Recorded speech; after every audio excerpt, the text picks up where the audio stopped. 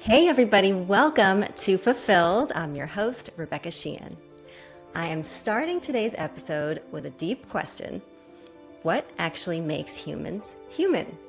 This is something people have pondered for thousands of years, but lately it's taken on a whole new level of importance with artificial intelligence evolving so quickly.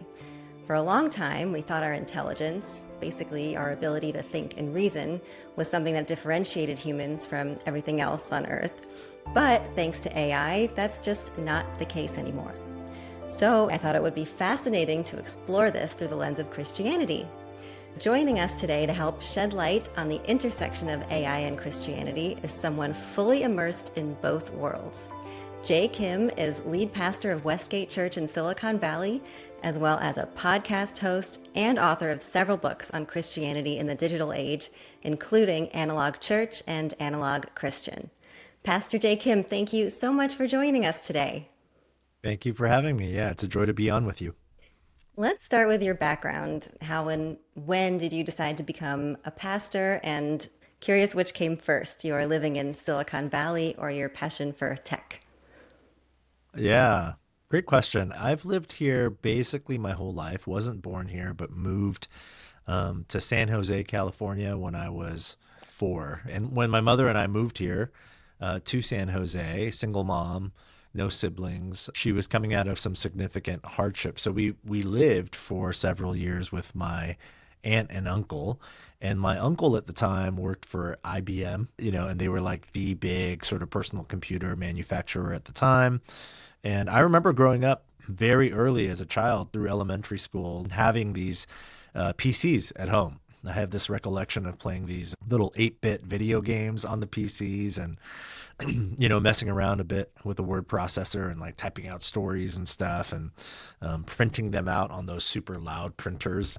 So I've been around technology my whole life. I've lived here in Silicon Valley my whole life. And then when I became a pastor 20 something years ago in my early 20s, yeah, it was just kind of a natural intersection to ask questions about technology, not just what it's doing for us, but asking the question, how is it forming us?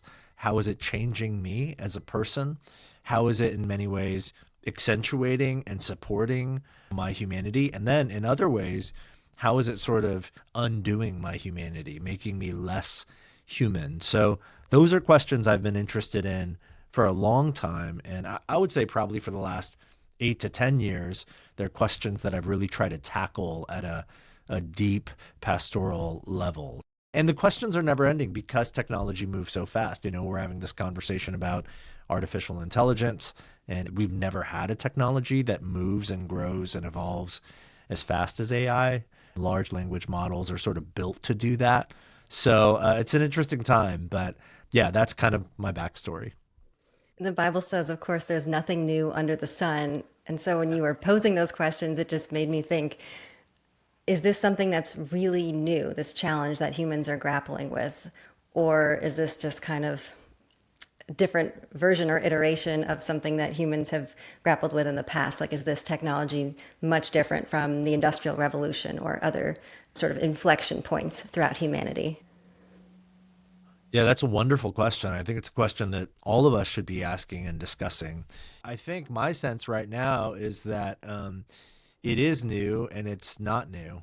It's not new in the sense that we've always had new technologies that upend sort of societal norms and cause lots of anxiety and fear. The Greek philosophers really worried when the written word was invented because they thought it would completely undo human memory. When calculators were invented in the mid 20th century, there was a lot of uproar that we would create a non mathematical society. And those things have been proven true in some ways and untrue in others. But it's new in the sense that we have a technology um, that can actually express and try to mimic and embody human reason and emotion. I think that makes AI very new and different than just the internet or the smartphone or social media, for example. Can you talk a little bit about what exactly is generative AI versus other forms of AI that we've had before and how it's being utilized? Yeah, I mean, to put it really simply, like when you open ChatGPT and you start using it, it can feel almost magical. I shudder a little bit imagining how much more AI will feel and sound human, Mhm. in the years to come because we're so early and it's already so uncanny in its ability to interact with us. But really, behind the curtain, what's happening is it's still a digital technology. That whole concept of artificial intelligence, because of Hollywood, we think of them as like, oh my gosh, they're going to have full agency and feelings and, Like and Westworld, if you've seen that show. yeah, totally, totally, exactly. It's kind of like that. And maybe we get there, but just being here in Silicon Valley, having lots of friends, many of our congregants who work in the field, in the industry, we're so far from that.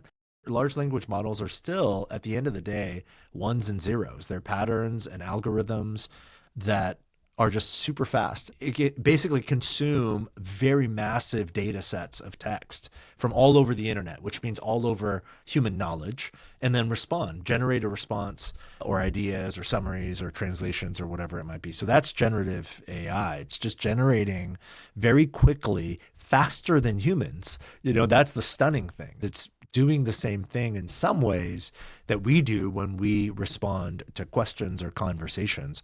We're just sort of going through the data set of our knowledge and our experience and then formulating a response.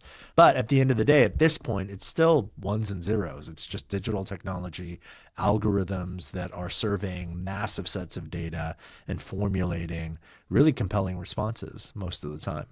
And it's scary that it feels human to us when we interact with Yeah. ChatGPT. Like the other day, I said, ChatGPT, what do I do when my son is testing all these boundaries? And of course, it's aggregating responses from all across the internet. But to me, it's like Yeah. a therapist, like someone I'm talking to. Oh, that's a great idea, where it's not actually their idea, but it's sort of hard for humans to grasp, I think. Yeah, I mean that's a whole thing. AI as your therapist. There's a whole movement, and it's being monetized, at scale. So that's a whole other interesting conversation as well. Like, is it adequate to just get the best information possible and summarize it in a way that can be functionally, pragmatically most helpful and effective?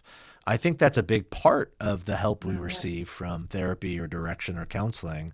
But I do wonder if there's a more human component, things like empathy and embodied presence that anything non-human will lack. So it's a fascinating What question. about you? Like, if one of your congregants comes to you as their pastor with a question, I mean, you can aggregate all the information you know and everything you know from the Bible, but can you try to explain what it is in addition to that? Like, what makes you different from AI when you're answering their questions and ministering to them? Well, the first thing that comes to mind is what the Christian theologians would call incarnational, like in the flesh presence. And there's a sort of profound healing that can come about when we realize, not through words or ideas or answers, but literally through the loving presence of a human that is with you.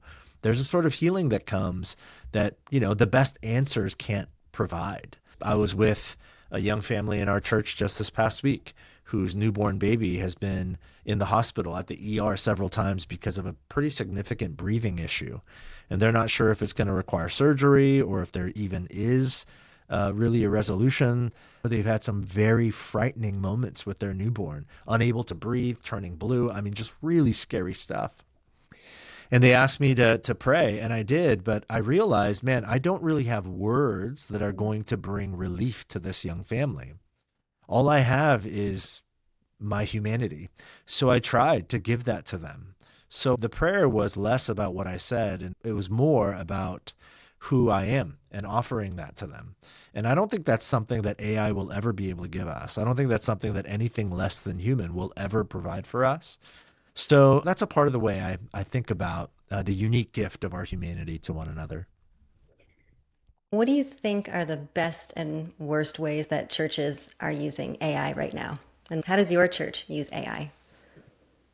We use AI pretty minimally. We do use it. So the paradigm we've used for a long time for most technologies is that digital technology can inform.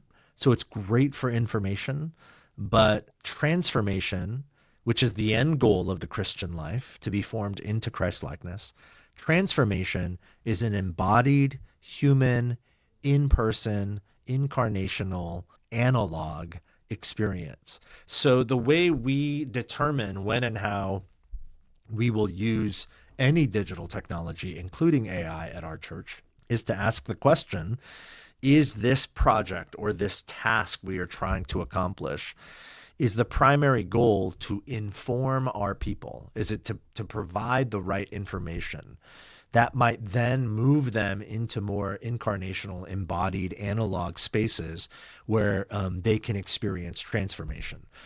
And anything that lives in that information space, we're very happy to use digital technology. So we do use AI. The way we use AI is, for example, we have found ChatGPT really helpful in creating much more efficient workflows for writing copy for specific events or gatherings or particular invitations we're trying to make. It just saves us a lot of time. We input the data and the information. We're not trying to be creative. We're not trying to come across as like, hey, this is a human experience. No, we're like trying to send you an email that lets you know when and where to be so that we can gather and experience transformation in embodied ways. This conversation, which is happening over digital technology, I'm happy to use digital because I'm hoping that this conversation is informative to people. I hope it's inspiring, and I hope it provokes people to go take action in embodied ways, within the context of their local community. So that's how we think about using AI. But we will never allow not only AI, but digital technology to take the place of human interaction when it comes to transformational experiences. Right. Like the programs that write sermons for pastors. Or this was the worst one. I just read about a Catholic church was using an AI Jesus in a confessional. So Wow. people would literally be confessing to this, I don't know, holographic AI Jesus. And yeah, that's like the most nightmarish version of AI I can think of. Yeah, yeah. I think we have to be really careful with that sort of thing. Absolutely. Do you think that AI can be used to spread the gospel, used as the first step informationally? Yeah, absolutely. Honestly, an introduction of the gospel is often, not always, but it is often by way of the mind, informing people of an alternative vision for living life in the world and an alternative vision for flourishing and for salvation. So when we're offering that vision on an informational level, yeah, I think digital technologies are an incredible tool. Podcasts like this are an incredible tool to adequately and dynamically inform people with right knowledge. A.W. Tozer famously said in The Knowledge of the Holy, at the very beginning, he says, what we think about when we think about God is the most important thing about us. Paul says to the Romans, be transformed by the renewing of your mind. He writes elsewhere, fix your mind on things above and not on things below. This is all, at least in part, about information, about receiving the right knowledge and then fixing our minds on that right knowledge. I think digital tools are really helpful for that. But it's incomplete. Real change within us with that right knowledge happens through practice and participation. And that can only be done in our bodies and with our bodies.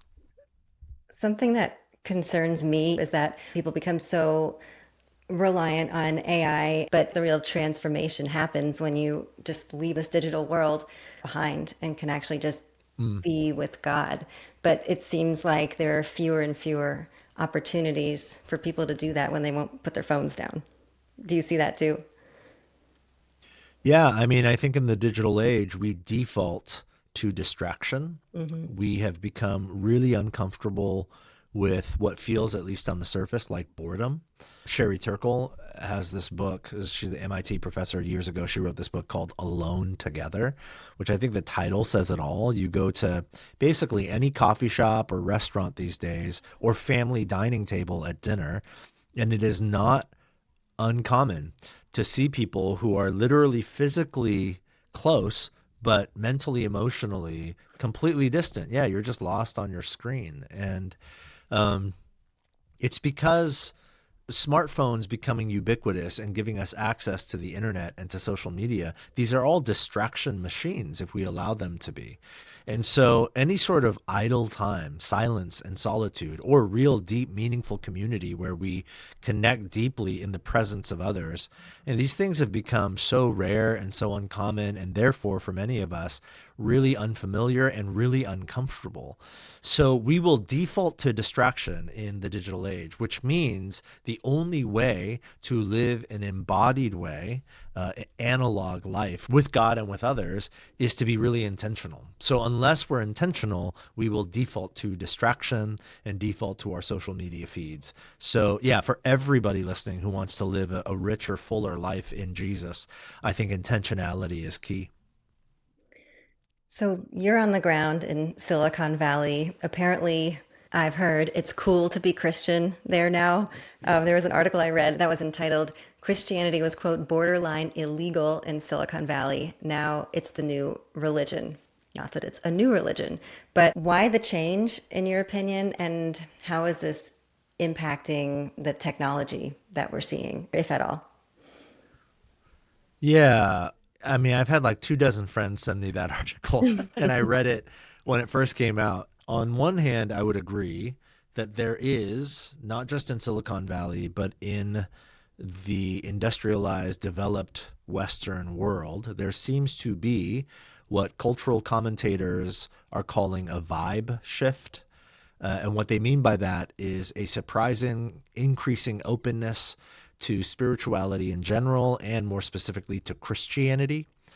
Some people are saying that there is a sort of a quiet revival happening. People point back to Asbury a couple of years ago in 2023 when there was this spontaneous, unprompted, days and days long, what looked and felt like revival and renewal at this small Christian college in Wilmore, Kentucky. People are talking a lot about what is happening at St. Church in London. Thousands of young people who are worshiping and praying all day and all night, and so it's interesting. There seems to be a vibe shift, and I would say here in Silicon Valley, we are a part of that. We sense that we are being swept up in that. There is an increasing openness to Christianity, to the way of Jesus, an increasing curiosity, and for some, even an increasing hunger and desire and longing for Jesus. So it's really beautiful in that way. I also think, on the other hand, that article mentions some significant names in the Silicon Valley world and overstates things a little bit. People like Gary Tan, who's one of the founders of Y Combinator, which is one of the biggest or most significant influential venture capitalist firms that sort of gets startups going. They mentioned Peter Thiel, who has, been pretty public about his Christian faith for many years, and some other folks. So because significant public figures in Silicon Valley are being more open and more outward facing about their professed faith in Jesus, it can feel like things have shifted. But there's over 10 million people who live in the greater Bay Area where I live. And when you look at the data about how many profess Jesus as Lord and Savior, that number is not shifting in some massive, significant way. It moves much slower than a Vanity Fair article likes to depict. It's not like there's people at Apple who are like just walking the hallways worshiping Jesus. That's not what's happening. Nor does that need to happen. I think there's something really beautiful about a quiet revival or quiet renewal. So yeah, it's both and. I think there is something shifting. I think it's slower and less sexy than maybe a Vanity Fair article, wants to make it seem. Speaking of that slow revival, though, the article did mention that there used to be this secret spreadsheet of Christians in tech that the Christians would pass around. But Yeah. that is a thing of the past, right? I mean, you don't have to be a closeted Christian anymore. So that's progress. I mean, this Christianity was borderline illegal. I understand what that means, that people did not walk around Silicon Valley workplaces flaunting their faith. And certainly there has been a sort of unspoken rule, don't bring Jesus into the workplace. And I do think that has shifted some. And at the same time, it hasn't shifted so much that there's just this blanket golden ticket to just talk about Jesus whenever you want. One of our congregations, we're a multi-congregational church. We're about 10 minutes from Apple Park, which is the big giant spaceship, the main headquarters of Apple. And I would say probably 50% of that congregation, which is a fairly large congregation, either works at Apple or they have a spouse or a partner who works at Apple. So I've asked them significant questions about this vibe shift, and they've told me the same thing. It's like, yeah, there's maybe a bit of a shift, but it's not as fast and as swift as, a 2,000 word article wants to make it seem. So there's definitely hope, but I think patience is necessary. Again, it's a quiet revival, not a big, massive one-time one. Do you think that the quiet revival is a symptom of the broader cultural shift as a whole, or do you think it has to do specifically with what's happening in tech and maybe some existential questions that are arising with generative AI about, what humanity really is? First and foremost, I think it's a move of the Holy Spirit. I don't think there's quiet revival because Peter Thiel says he's Christian. I just think God wants to do something new, and I'm really grateful for that. I do think in part there is also what you said, not just with AI. I think it started with the COVID pandemic. Here in Silicon Valley, Santa Clara County specifically, we were the first county in the country to have complete lockdown, and we were one of the last counties in the country to open up. And what it did was it created real existential angst in Silicon Valley. I saw it. People were just asking really, really hard questions about the meaning of life and why we're here and does any of this matter. And I think what it did was it exposed the failure of the secular project, that if you could just have enough and earn enough and achieve enough and succeed enough, you will find a life of deep meaning and purpose and joy. And I think what the pandemic did was expose that to be a lie. Because here in Silicon Valley, I'm surrounded by men and women who have achieved at levels that are incredible. And yet they found themselves completely lost and alone and without meaning. And so I think the Holy Spirit has used that to spark this sort of curiosity and desire and hunger and openness to something transcendent. I love that. And when you have all of this wealth, when you have everything that you think you want, when you have all of this wealth, when you have everything that you think you want, A, it's never enough, but B, I mean, Yep.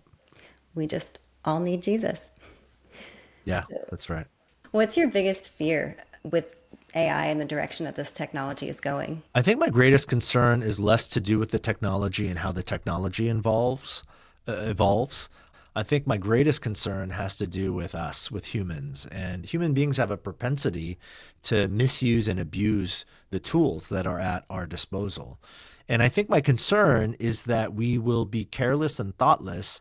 And rather than neutralizing the tools and then leveraging them to benefit our humanity, we will allow the tools to use us to make us less human. And we see this from the very beginning. If you go back to Genesis 11, there's that story that we know as the Tower of Babel story, where these human beings create this giant tower to reach up to the heavens. And they say, let's do this so that we can make a name for ourselves.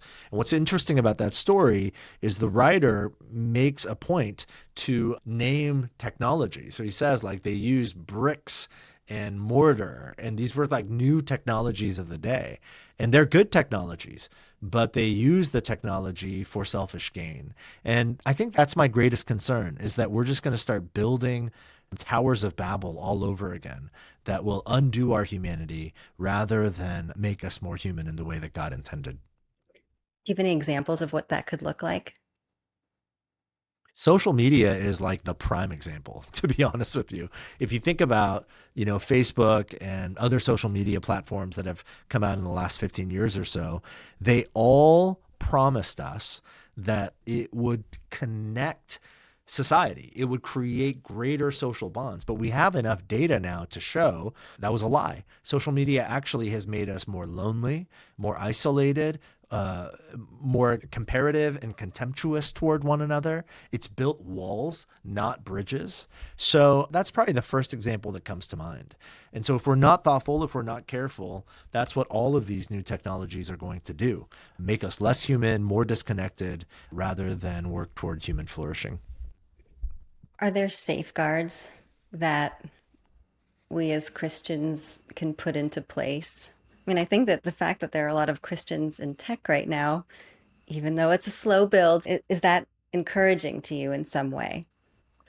I think that the question to be asked isn't, man, we've got a lot of Christians who work in tech, so we're on our way. The question is, how many people who work in tech are allowing the way of Jesus to inform their working decisions? I think that's really the question to ask. Because I can be a Christian, but if I'm compartmentalizing my Christianity, it's like being Christian means I pray before I eat, I go to church on Sundays, but then, man, 8 to 5, I go to work and I have my work life. If that's true, then there's going to be no impact through that person into the technological space with the way of Jesus. It's when we integrate our lives and realize I am one human being who lives one life. So I follow Jesus when I am designing. I follow Jesus when I am coding. And that means that the way of Jesus has to inform the work that I do. I think when that number begins to increase, we'll begin to see real progress in the technological space. What would that look like for you? Just more technology used for its best intended purposes? A great question. I mean, my expectation is not that technological tools and digital platforms will ever be designed with the primary intent and purpose of forming us into Christlikeness. Very few technologies will do that because these are for-profit companies for the most part that are intending to pad the bottom line. And the gospel for tech companies is make a great product that people can't live without and make tons of money. That stands in direct opposition to the way of Jesus. So really what it's going to come down to is not waiting for tech companies to design Jesus-centered technologies. It is for Jesus-centered people to leverage whatever technology is before us in a Jesus-centered way. And that's something that's possible regardless of the intention of the technology. So in some ways, we have more control than we think we do. We just can't rely on the tech companies to do the work for us. We've got to do the work for ourselves. What's your best advice to any Christians watching or listening on how to do that? How can they best interact with technology in a healthy, productive way? Yeah, I mean, let digital technology inform you. Do not let it transform you or form you in any way. That's what I would say. So I like to end each episode by asking my interviewee to share a Bible verse, maybe one that's meaningful to you or relates to the topic. So if there's one you want to share, I'd love to hear it. Yeah. The one that comes to mind, just thinking about being formed into Christ likeness and the way digital technologies and social media and AI can form us in the opposite direction. The passage that comes to mind is that beautiful text from Galatians 5, where the Apostle Paul is talking about the fruit of the Spirit and the characteristics of the fruit of the Spirit: love, joy, peace, patience, kindness, goodness, faithfulness, gentleness, and self-control. So I just hope everybody listening would commit their lives to becoming people of those things, people of love and joy and peace, patience and kindness and goodness and faithfulness and self-control. And AI and technology will never cultivate that sort of fruit in you. That's done by the Spirit of God in the community of God's people. So I hope all of us will say yes to that invitation. I love that. All right. And lastly, if people want to follow you on social media or check out your work, where should they go? Yeah, I have a little website, jkimthinks.com, and all my work is there. And you can find me on Instagram or X at the same little handle, jkimthinks. Do you want to talk about your books briefly? Oh, yeah, I've written a few books. You can find them wherever you buy books, Amazon or wherever else. Analog Christian, Analog Church, and my latest book, Listen, Listen, Speak. They all sort of live at that intersection of the digital age and our discipleship to Jesus. So if that's of interest to you, I hope, one or all of the books can be a help to you. Awesome. Well, J. Kim, thank you so much for joining us today on Fulfilled. That was so informative, and I hope inspired a lot of people to put their phones down and use technology wisely. Thanks for having me on. And thanks to all of you, our awesome listeners, for tuning in, and your support means a lot. So if you enjoyed today's conversation, be sure to subscribe and leave a review wherever you get your podcast. Stay inspired, keep trusting in God's plan for your life, and we'll see you next time.